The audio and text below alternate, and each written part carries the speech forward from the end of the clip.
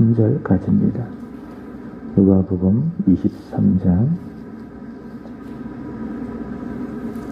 39절에서 43절까지입니다. 달린 행악자 중 하나는 비방하여 이르되 내가 그리스도가 아니냐 너와 우리를 구원하라 하되 하나는 그 사람을 꾸짖어 이르되 내가 동일한 정죄를 받고서도 하나님을 두려워하지 아니하느냐 우리는 우리가 행한 일에 상당한 보응을 받는 것이니 이에 당연하거니와 이 사람이 행한 것은 옳지 않은 것이 없느니라 하고 이르되 예수여 당신의 나라가 임하실 때에 나를 기억하소서 하니 예수께서 이르시되 내가 진실로 내게 이르노니 오늘 내가 나와 함께 낙원에 있으리라 하시니라. 아멘. 오늘의 말씀의 주제는 은혜의 십자가입니다. 계속해서 십자가에 대한 말씀을 전하고 있습니다. 첫 번째 전했던 예수님의 십자가는 능력의 십자가였죠. 믿음이 없어서 구원받지 못한 사람에게 십자가는 거리끼는 것이고 그리고 미련해 보이는 것이고 현대인들에게 있어서 십자가는 비상식적인 것이지만은 그러나 믿어 구원받은 우리에게는 십자가는 하나님의 능력이다. 하나님의 모든 능력이 바로 십자가에 있다라는 것입니다. 왜냐하면은 십자가를 통해서 우리가 죄 용서받고 하나님의 자녀가 되었기 때문에 그렇습니다. 그러므로 하나님의 능력을 경험하기 위해서는 다시 십자가를 믿어야 되고 다시 십자가를 전해야 되는 겁니다. 두 번째 예수님의 십자가는 공의의 십자가였죠. 하나님은 공의로우시다. 죄를 미워하시고 또 죄에 대하여 반드시 벌하시는 공의로우신 하나님이시다. 그래서 하나님께서는 죄인을 향한 그 모든 진노와 형벌을 십자가에 달리신 예수 그리스도에게 쏟아 부으십니다. 그래서 예수께서는 십자가에서 외치셨습니다. 나의 하나님, 나의 하나님, 어찌하여 나를 버리셨습니까? 탄식하고 절규하셨습니다. 하나님의 공의로운 심판을 받으셨기 때문에 하나님과 단절되어지는 하나님의 철저한 그 엄청난 공의로운 심판을 받으셨기 때문에 예수 그리스도의 십자가 하나님께서 죄를 미워하시고 또 죄를 보여주시는 공의의 십자가이다. 세 번째로 예수님의 십자가는 사랑의 십자가였죠. 죄인의 죄를 싫어하시고 벌하시는 공의로우신 하나님이시지만은 동시에 그 죄인의 죄를 용서하시는 사랑의 하나님. 그래서 그 하나님의 사랑이 십자가에서 나타났습니다. 하나님의 공의가 나타나고 동시에 죄인을 품으시고 죄인을 용서하시는 하나님의 사랑이 그의 십자가를 통해서 나타났다. 그래서 로마서 5장 8절에 이야기하기를 우리가 아직 죄인이었을 때에 그리스도께서 우리를 위하여 십자가에서 죽으심으로 우리에 대한 하나님의 자신의 사랑을 확증하셨다. 그렇게 이야기했습니다. 예수 그리스도의 십자가, 그 십자가는 하나님의 사랑의 십자가였다. 이렇게 십자가는 죄인의 죄를 싫어하시고 형벌하시는 하나님의 공의를 보여주고 동시에 그 죄인을 용서하시는 하나님의 사랑을 보여주는데 누가 그랬습니다. 2000년 전에 골고다 언덕에 세워진 주 예수 그리스도의 십자가는 무엇인가? 그 십자가는 하나님의 성품을 잘 보여주고 있는 역사적인 증거이다. 하나님은 공의로우시다. 그리고 하나님은 사랑이시다. 이 하나님의 공의와 사랑을 잘 표현하고 있는 것이 바로 예수 그리스도의 십자가다. 하나님의 공의와 하나님의 사랑의 입맞춤. 그것이 바로 예수 그리스도의 십자가이다. 그렇게 이야기를 했습니다. 오늘 말씀의 주제는 은혜의 십자가입니다. 은혜의 십자가. 과거 영국에서 세계 여러 종교 연구하는 사람들이 모여서 한 회의를 진행을 했었습니다. 특별히 한 주제가 있었는데 토론에 그것은 무엇인가 하면은 기독교가 다른 종교와 다른 그런 독특성은 무엇인가? 저는 개인적으로 이렇게 기독교라고 말하는 것을 좋아하지 않습니다. 여러분, 기독교는 생명입니다. 기독교는 종교 그 이상의 그 가치와 내용을 가지고 있습니다. 그래서 저는 기독교 이렇게 말하는 것을 그렇게 좋아하지 않아요. 그렇지만 다른 종교와 비교해서 말하게 된다면 기독교라고 말할 수밖에 없겠지요. 자, 종교회의에서 종교학자들이 서로 열띤 토론을 하는 것입니다. 기독교와 다른 종교와 다른 독특성은 무엇인가? 어떤 사람이 이렇게 이야기합니다. 성육신에 있다. 하나님이신 예수께서 사람이 된 성육신이 기독교의 독특성이다. 그렇게 이야기합니다. 그러자 다른 사람이 이야기합니다. 그렇지 않다. 기독교의 독특성은 부활에 있다. 죽었던 그리스도가 죄와 사망을 이겨내시고 다시 살아나신 부활이, 그것이 바로 기독교만 가지고 있는 독특성이다. 이런 이야기를 하면서 서로 열띤 토론을 하고 있었는데, 그 당시 기독교 변증학자가 있습니다. 여러분 잘 모르시겠지만 C.S. 루이스라고 하는 이제 그런 분이 우연치 않게 그 회의실로 들어가셔서 이 회의에 참석을 하게 되었습니다. 그리고 종교학자들로부터 질문을 받게 됩니다. 당신은 기독교만 가지는 독특성을 무엇이라고 생각하십니까?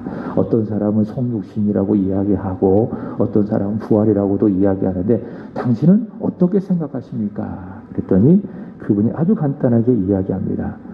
기독교의 독특성은 다른 것이 아니라 은혜에 있습니다. 은혜에 있습니다. 여러분, 세상에 있는 모든 많은 종교들, 사람이 만든 많은 종교들 공통적인 특징이 하나 있습니다. 공통분모가 있습니다. 그것은 무엇인가 하면은 구원을 어떻게 받느냐라고 했을 때에 행위로 받는다라고 가르치는 것이 세상 모든 종교의 공통점입니다. 그래서 이런 종교를 제가 말씀을 드렸지요. 수도 종교, 인간의 노력으로, 인간의 행위로, 수도로 구원을 받는다. 그것이 바로 세상에 있는 모든 종교의 가르침입니다. 지금도 세계 곳곳에서 일어나서 많은 사람들이 죽거나 다치게 하는 이 이슬람 교도들의 폭탄 테러가 있죠. 그것도 왜 그렇게 하는가? 그렇게 자신을 버리고 자신을 희생할 때에 반드시 천국에 들어간다. 그리고 천국에서도 급이 있다는 거죠.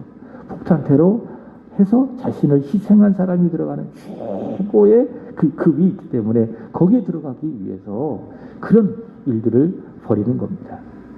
모든 종교가 다 그렇습니다. 행위 구원론에 기초를 하고 있습니다. 인도의 대표적인 종교가 힌두교죠.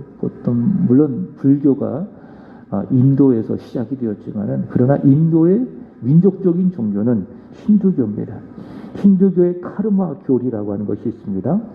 힌두교에는 4개의 계층의 사람들이 있습니다. 그리고 자기가 속한 계층과 인생은 현재의 자기가 속한 그런 계층, 그리고 살아가고 있는 그 인생이 있을 거 아니에요?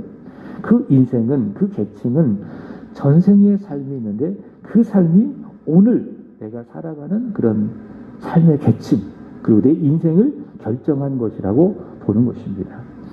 그래서 전생에 착하고 선하게 살았던 사람들은 오늘 상위 계층에서 그리고 화려한 인생을 살게 되는 것입니다. 그러나 전생에 악하게 살았던 사람들, 못되게 살았던 사람들, 그 사람들은 오늘 하위 계층으로 고통스럽게 살고 있다라고 믿는 거예요. 그래서 그 고통스럽게 비참하게 사는 사람들도 거기에 대하여 원망하지 않아요. 불평하지 않아요. 왜 그렇습니까? 내가 전생에 이렇게 살았기 때문에 오늘 내가 받는 소위 말하는 업보라고 생각하고 있기 때문에 자신의 그 비참하고 고통스러운 삶에 대해서 그들은 원망하거나 불평하지 않는 것입니다. 그렇기 때문에 이 카르마 교리는 이렇게 이야기합니다. 네가 전생에 죄를 지었으니 네가 갚아라. 이게 힌두교의 카르마 교리예요. 그러나 우리 기독교는, 다시 말해 복음은요, 십자가의 복음은 그렇게 이야기하지 않습니다. 행위 구원론을 말하지 않습니다. 네가 그렇게 살았으니 네가 죄값을 받아라 라고 하는 행위 구원론을 말하지 않습니다. 복음은 무엇을 말합니까? 굿뉴스. 당신의 행위와 상관없이 당신은 받는다. 구원받는다. 무엇으로 받는다? 값없이 은혜로 받는다. 그것이 당신이 받은 구원이다. 행위가 아니라 오직 은혜로, 행한 것과 상관이 없이 오직 은혜로 구원받고 천국 백성이 된다. 이것이 바로 복음이에요.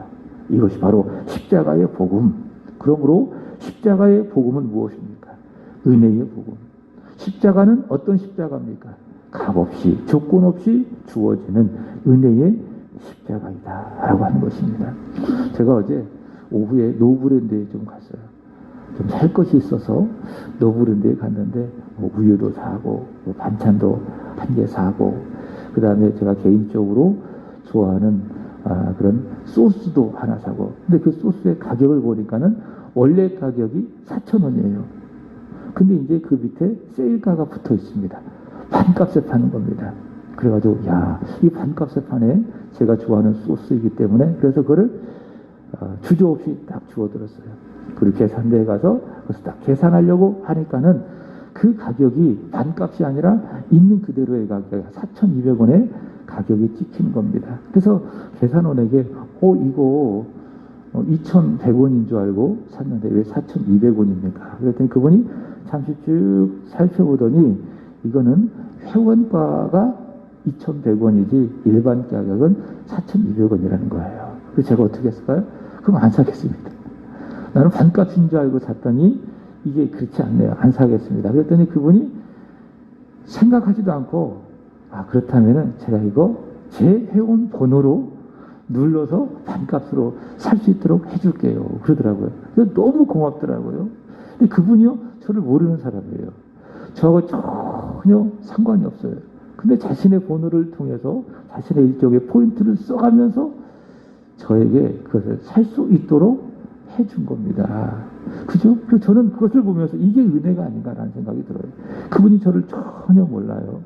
그리고 그분 그렇게 해줄 이유도 없어요. 그럼에도 불구하고 그렇게 저를 저렴한 가격에 살 수 있도록 해준 것. 이걸 뭐라고요? 이걸 은혜다. 값없이 조건 없이 해주는 하나님의 호의, 그것이 무엇입니까? 그것이 바로 은혜라는 것이에요. 우리가 받은 구원이 그래요. 내가 노력해서 내 행위로, 내 조건으로, 내 자격으로 받은 것이 아니에요. 값없지만은, 조건 없지만은, 행한 것이 아무것도 없지만은 하나님께서 우리에게 값없이 주셨어요. 그것이 무엇입니까? 그게 은혜의 구원이에요. 십자가가 바로 그것을 보여줘요. 십자가는 그러므로 은혜의 십자가다. 하나님의 은혜가 십자가에 있다. 오늘 함께 읽은 말씀이 이 사실을 잘 보여줍니다. 어제 사랑의 십자가를 전할 때에도 잠시 인용한 내용인데, 십자가는 무엇입니까? 십자가는 은혜다. 은혜의 십자가를 잘 보여주고 있습니다.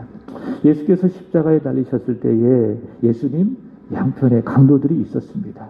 예수님 좌편에, 예수님 우편에 나란히 죄인들의 십자가가 서 있었습니다. 예수께서 가운데 있고요. 그리고 한편 또 다른 한편에 십자가가 있는데, 예수님은 죄 없이 십자가에 달리셨어요. 죄인을 위하여, 죄인 때문에, 죄인을 대신하여 예수님께서 의인이시지만 십자가에 달리셨어요. 그렇지만은 예수님 한편에, 그리고 다른 한편에 달렸던 강도는 죄인 때문에, 죄인이기 때문에 자기 죄값으로 십자가에 달리셨습니다. 아마도 로마 당국에 큰 반역을 했거나 극악무도한 죄를 저질렀기 때문에 그 십자가에 달린 것이 아닐까라는 생각을 해봅니다. 자, 이들이 어떻게 했는가? 예수님과 함께 십자가에 달리셨을 때에 마태복음 27장 44절은 이렇게 이야기합니다. 읽어보겠습니다. 함께 십자가에 못 박힌 강도들도 이와 같이 욕하더라. 그러니까 십자가에 함께 달리셨을 때에 이 양편 강도들이 처음에는 어떻게 했는가? 예수님을 욕했다 그 말입니다. 예수님을 모욕하고 예수님을 욕했다라고 하는 것입니다. 자, 그런데요, 함께 읽을 말씀을 보면, 누가복음 23장을 보면 39절 보시기 바랍니다. 한편 강도는 끝까지 예수님을 욕해요. 39절. 달린 행악자 중 하나는 비방하여 이르되 네가 그리스도가 아니냐, 너와 우리를 구원하라. 한편 강도는 어떻게 합니까? 끝까지 죽기까지 예수님을 모욕하고 예수님을 욕해요. 그러나 다른 한편 강도는 어떻게 합니까? 42절 보시면은 이르되 예수여 당신의 나라에 임하실 때에 나를 기억하소서. 무슨 말씀입니까? 한때는 욕했지만은 회개하고 돌아서서 예수님께 구원을 요청을 합니다. 예수님, 나를 용서하시고 당신의 나라가 임할 때에 나를 구원하여 주시옵소서. 지금 기름이 떨어져서 이런 것 같아요. 처음에는 예수님을 보았을 때에 무능하게 십자가에 달린 죄인으로 보고 예수님을 비방했어요. 예수님을 모욕했어요. 그러나 십자가에 달리신 예수님께서 쏟아내시는 예수님의 말씀과 그리고 보여주시는 그 예수님을 보면서 회개하는 거예요. 나는 내 죄 때문에 이 엄청난 죄악을 저질러서 이 십자가에 달렸지만은 내 옆에 계신 저분은 자신의 죄 때문에 십자가에 달린 것이 아니로구나. 바로 나 같은 죄인을 위해서, 나 같은 죄인 때문에 십자가에 달린 것이로구나. 그렇게 보고 자신의 죄를 회개하고 마지막 순간에 예수님, 당신의 나라가 임할 때에 나를 구원해 주십시오. 나를 기억해 주십시오. 회개하고 돌아서서 예수님에게 구원을 요청하는 것입니다.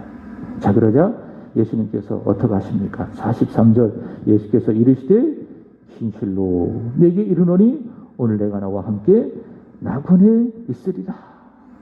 예수를 믿은 그에게 예수님 그에게 구원을 선포하는 것입니다. 오늘 내가 나와 함께 낙원에 있으리라. 구원을 선포하십니다.